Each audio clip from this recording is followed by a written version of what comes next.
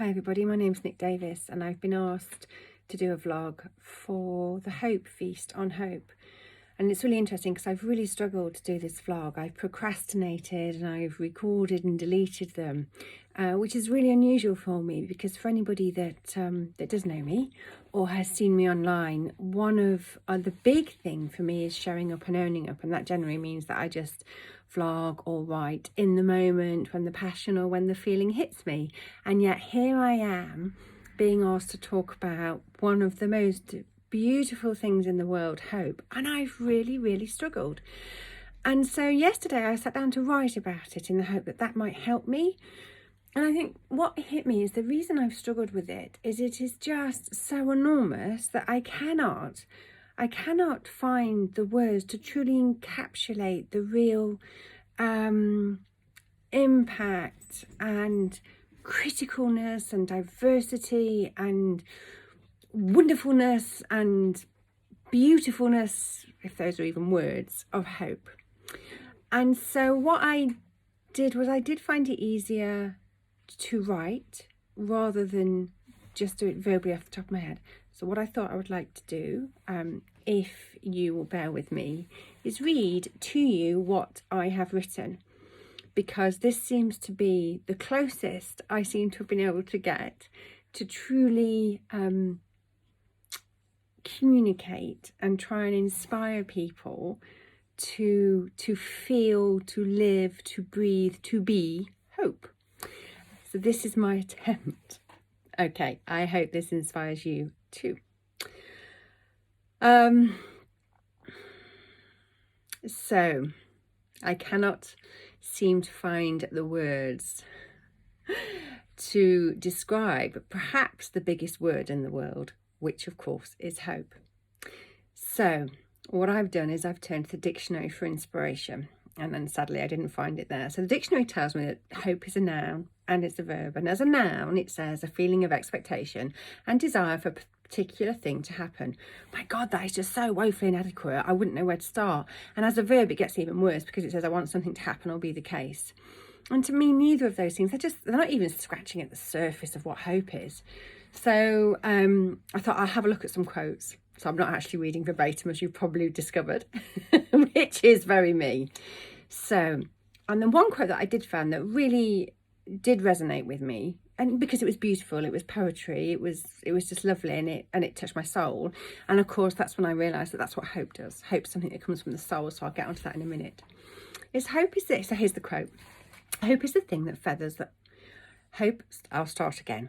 Hope is the thing with feathers that perches in the soul and sings the tune without the words and never stops at all. Beautiful. That's Emily Dickinson. And that then inspired me. And here's what I went on to say. The problem that I'm finding with defining hope finally hits me. It's not just a noun, verb or concept. It's a feeling, an inexplicable force. It's magic in action. I believe that hope is effectively the essence of humanity. Whilst we need air to breathe to be physically alive, we need hope to be emotionally, mentally, intellectually and spiritually alive. It is not possible to restrict hope to words, hence why I struggled.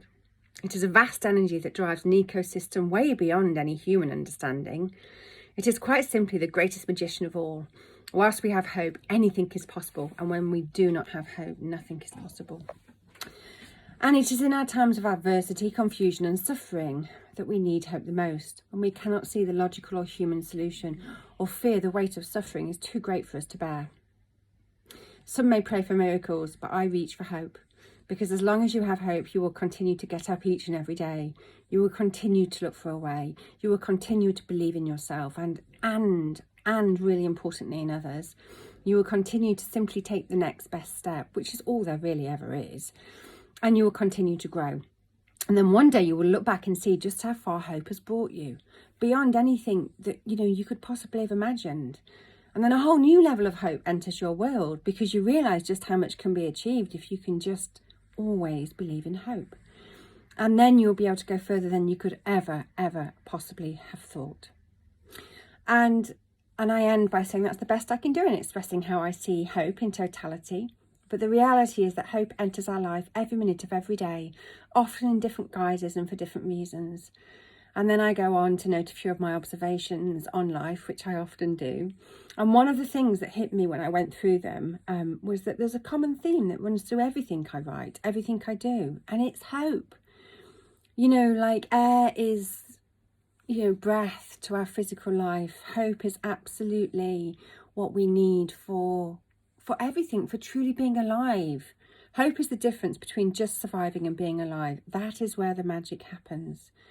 And the thing that really goes through everything for me is hope. Hope that things can change for the better. Hope that people can find their connection with one another. Hope that people can ask and receive the help they need. And the hope that people can always find hope. And I do genuinely believe hope is effectively that belief in ourselves and in others and in humanity, and that we are so much more than what we can actually see. And that is my very best attempt. And no matter what, I'm not going to allow myself to delete this vlog, no matter what. That is my best attempt to try and communicate, illustrate and inspire people just to live, breathe and be that hope, because that's what we all are for each other as well as ourselves. I'm sending everybody so much love and hoping everybody is staying safe. Do take care. Thanks for listening. Bye.